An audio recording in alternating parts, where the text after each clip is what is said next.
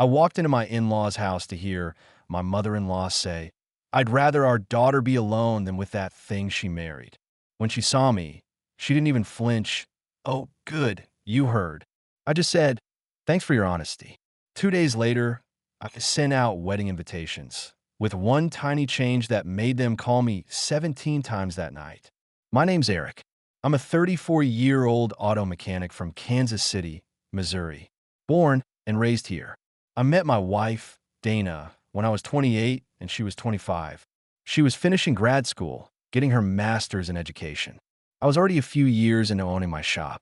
We met at a mutual friend's birthday dinner. She was wearing a worn-out denim jacket and had this sarcastic edge to her that pulled me in immediately. We clicked fast, moved in together after a year, married a year after that. Dana's family never outright disrespected me to my face, but they never accepted me either. Her parents, James and Roberta, always acted like they were better than me. James was a retired dentist, the I built my life from nothing type who couldn't talk about anything but how hard he worked. Roberta, though, she was the real problem. From day one, Roberta saw me as beneath her daughter. She made comments, subtle ones at first.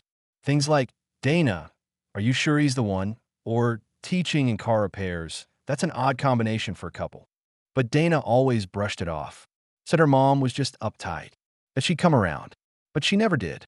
For a while, we kept our distance.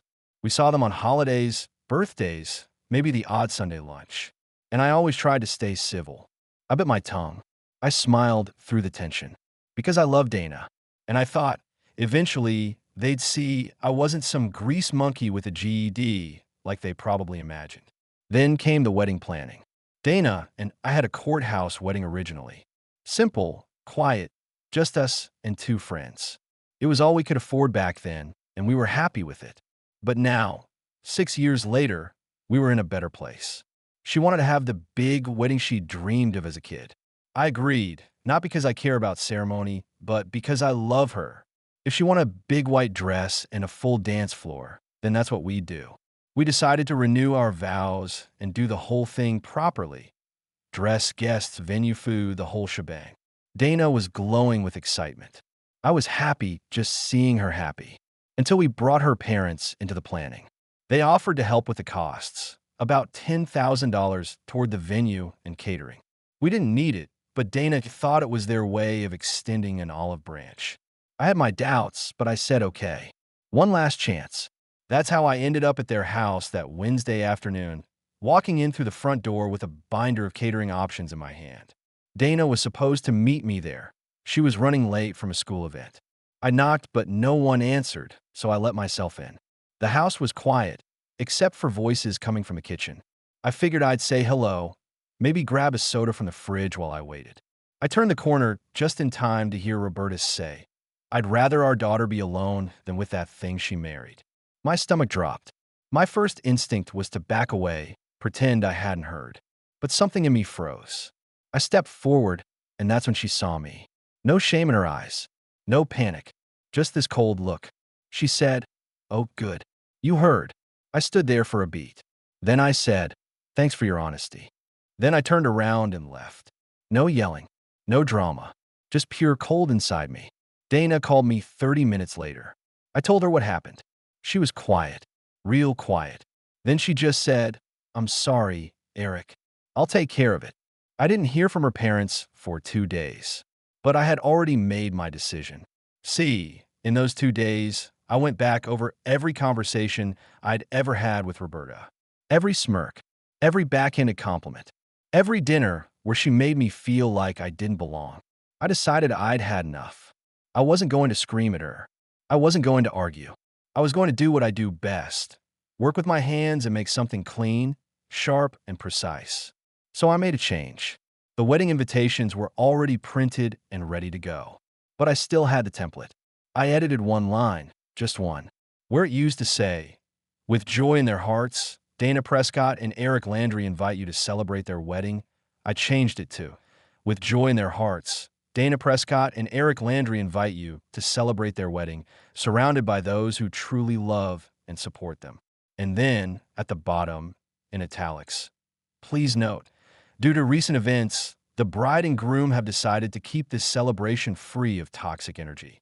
Invitations are non-transferable and attendance is reserved for our chosen family. And under that, in small font, I removed 2 names from the RSVP list, James and Roberta Prescott. I printed the new version. I sent them out to everyone, including Dana's side of the family. That night they called. First once, then 3 times, then 10 more. 17 missed calls, all from Roberta, James, and Dana's older brother, Travis. I didn't answer a single one. Instead, I sent one group text. Thanks for your honesty. We're returning the favor. The next morning, Dana and I had coffee in silence. She didn't say anything about the invites. Just looked out the window, eyes watery. Then she said, "I'm proud of you." I nodded, because for once, I felt proud of myself too. After I sent that group text, things got quiet. Too quiet. For 2 whole days, no one from Dana's side reached out again. Not even Travis, who normally loved to stir things up. But that silence didn't last long. On Saturday morning, we were at the florist picking out table arrangements when Dana's phone lit up. It was a group text from her cousin Rachel. She'd attached a screenshot of a Facebook post. Roberta. She had gone full-blown public. The post read, "It's a sad day when you raise a daughter with good values, only to watch her be manipulated and isolated by someone who thinks love means cutting family out of your life. Shameful. I guess some people forget who paid for their wedding." I stared at it for a long time. Dana didn't say a word. Her hands were shaking. Then she muttered, "She's trying to make it look like we took her money and banned her." I took a deep breath and looked at her. "Want me to say something?" She shook her head. "No, I'll handle it." That night, Dana posted a photo of our original wedding, just the 2 of us in front of the courthouse. Simple, clean, no crowd, just love. Her caption was short. "When we first got married, we didn't ask for help. We still don't. Love doesn't come with a price tag." Within an hour, she got over 200 comments, most of them supportive. But Roberta wasn't done. She started calling every family member she could think of, told them we were disrespectful, ungrateful, and that I was controlling Dana, that I was the reason they weren't invited. But she didn't know I had proof. See, back when we first started wedding planning, I recorded a few meetings we had, mainly to help remember details. I had one on my phone where she flat out said, "This is our gift, but I expect our family's role to be front and center. We don't want just as people there." That recording sat untouched on my cloud until now. I posted it privately, only visible to close family on Dana's side. No captions, just a clip, 10 seconds long. By morning, we had 4 family members text us. We didn't know it was like that. Roberta's always been like this, but this time she went too far. Do what makes you happy. That should have been the end of it. But Roberta didn't back down. She filed a dispute with the venue, claimed she paid for the deposit and was being scammed by her daughter and son-in-law. The venue called us in a panic. "We don't want to get in the middle of a family issue," they said, "but if this becomes a legal matter, we'll need to freeze your booking." I was stunned. Dana looked like she was about to fall apart. So I told the venue manager, "Check your records." The deposit came from my business account, not Roberta's. She hesitated. Then she checked. Sure enough, the payment had come from my LLC. I'd paid it myself a week after Roberta offered to help. I never trusted her. I wanted that power to stay in our hands. That phone call changed everything. Dana stood up, walked into our bedroom, came out 5 minutes later with her wedding ring in one hand and her phone in the other. She called her mom, put on speaker. "Hi, Mom. Just wanted you to know we're moving the wedding. Different venue, different date. Just us and the people who show up for love, not control." There was a long silence. Then Roberta said in that same cold tone I'd heard in the kitchen that day, "Fine, but don't expect me to come crawling back." Dana's voice didn't even shake. We just don't want you poisoning this anymore." Then she hung up. That night, we booked a new venue, smaller, cheaper, even more beautiful than the first. Dana used the money we saved to get a dress she'd been eyeing since she was 20. I added my uncle's barbecue truck to the catering list. He was thrilled. We resent invites with the new info. But this time, Roberta did more than complain. She started reaching out to my family, one by one, trying to dig up dirt. When my cousin Dave texted me saying, "Hey man, why is your mother-in-law asking me about your arrest record?" That's when I knew she had officially lost it. I hadn't thought about that night in over 10 years. I was 22, fresh out of trade school, got into a stupid bar fight defending my buddy who mouthed off to the wrong guy. I spent one night in county. No charges stuck, no conviction, just a mugshot and a scare. Apparently, Roberta had somehow dug it up. She messaged Dave on Facebook with a screenshot of my mugshot and asked, "Is this the man Dana really wants to start a family with?" Dave thought it was a joke at first. He told her, "Yeah, and he's been a damn good man since. Unlike you, stirring up garbage." I laughed when he told me, but I could feel my hand shaking. Then it got worse. She sent an anonymous email to the school district where Dana worked. The subject line, "Do you vet your staff properly?" The message accused Dana of being emotionally unstable and married to a violent ex-con. She attached the same mugshot of me. Dana's principal called her into his office. Luckily, he knew her well. He showed her the email and said, "We're not taking this seriously, but I wanted you to know someone's trying to hurt you."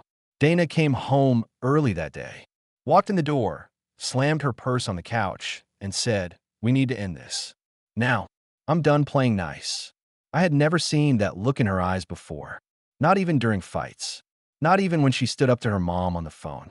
This was different. This was war. That night, we sat at our kitchen table with a notebook between us. She said, "We're going to make a list. Every lie, every threat, every piece of proof. I want the whole family to see who she really is." So we got to work. We printed screenshots of the Facebook posts, the text messages, and the email to her school. We pulled the old audio recording. We even had Travis, her own brother, send us a text saying, "I hate what mom's doing. I'm not defending her anymore." We put it all together in a PDF labeled, "The Truth Behind Our Wedding Drama." Dana emailed it out, not just to close family, but to everyone invited to the original wedding, co-workers, church friends, old high school friends, her aunts and uncles across the country.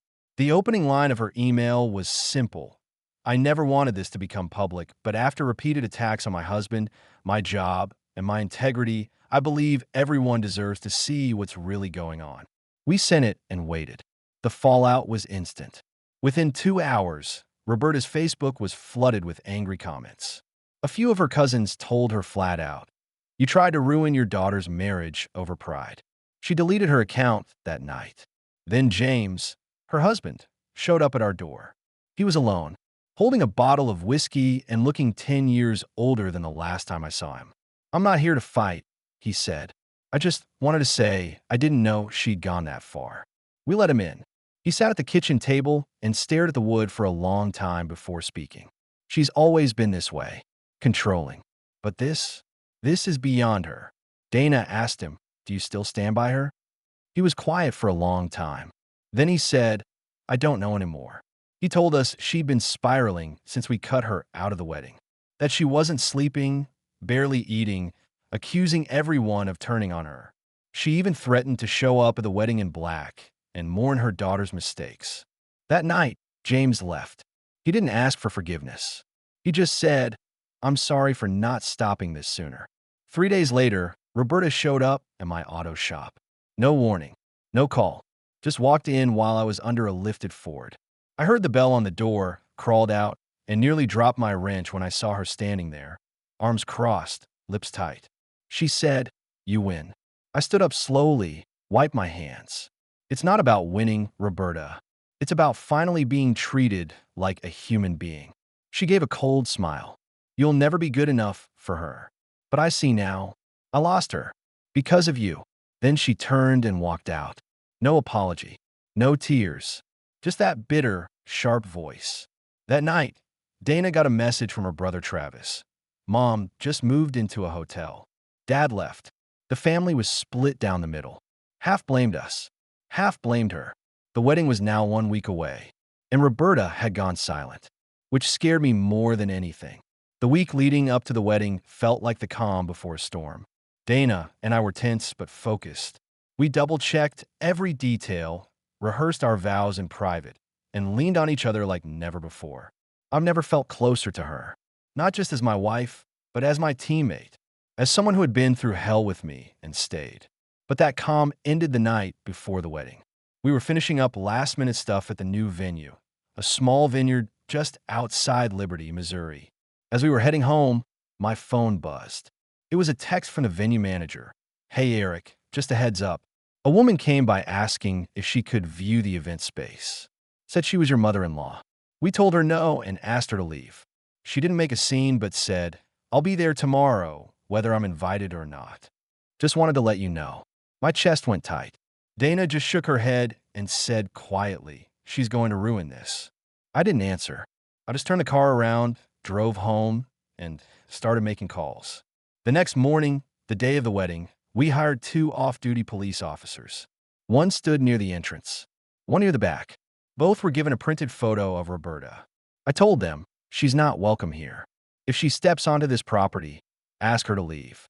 If she refuses, you have permission to remove her." The officers nodded. They didn't ask questions. They'd seen enough crazy family drama before. The ceremony started at 5 p.m. Dana walked down the aisle in that dress she always dreamed of. Her hair was up. She looked calm. Not happy, not sad, just strong. Steady. The kind of calm a woman finds when she's walked through fire and come out on the other side. Halfway through the vows, I saw a figure near the tree line. It was Roberta. She stood just far enough not to be on the property, but close enough to watch. Wearing all black, holding something in her hands. I didn't break eye contact with Dana, but I saw the officer near the back move toward her. 10 minutes later, she was gone. We finished the ceremony, said our vows, kissed, took pictures with the people who showed up because they loved us, not because of obligation or blood. At the reception, Dana gave a toast. We chose to start our marriage again, not because our first one was broken, but because we wanted to take back what was stolen from us: peace, respect, and joy. And to everyone here, thank you. You're not just guests. You're our chosen family. You showed up. That means everything. There wasn't a dry eye in the room. Even I had to look away and blink fast. A week later, Roberta was served divorce papers. James had moved into an apartment near Midtown. He told Dana it wasn't about choosing sides. He just couldn't stay married to someone who would attack their own daughter like that. Roberta didn't take it well. She posted a long rant on a new Facebook account titled, "My Family Betrayed Me." Said she was being abandoned and erased. Claimed I manipulated Dana, brainwashed her. But no one listened. She burned too many bridges. Dana blocked her. Travis stopped speaking to her entirely. The few relatives who tried to reach out to Roberta said she shut down. She didn't go to therapy, didn't apologize, just sat in her bitterness. 2 months later, we found out she'd been admitted to a private psychiatric facility. Severe depression. James had committed her after she refused to eat or speak for a week. Dana didn't cry when she heard. She just said she did this to herself. We sent flowers. No card. No return address. After that, we stopped talking about her. It's been a year now. We moved to a new house across town. Quieter. Bigger garage for me. Garden space for Dana. We go on walks every evening. We don't talk much about the wedding anymore or the drama. It happened. It shaped us. But it doesn't define us. Every now and then, I think about what Roberta said in that kitchen. "I'd rather our daughter be alone than with that thing she married." Well, her daughter isn't alone. She's with me, and we're stronger than ever. But Roberta? She lost her marriage, her daughter, her family. All because she couldn't stand the thought that love doesn't come with conditions. That's the thing about control. Once people stop letting you hold the strings, you're just standing there with your hands out. Alone. She taught us that by destroying herself.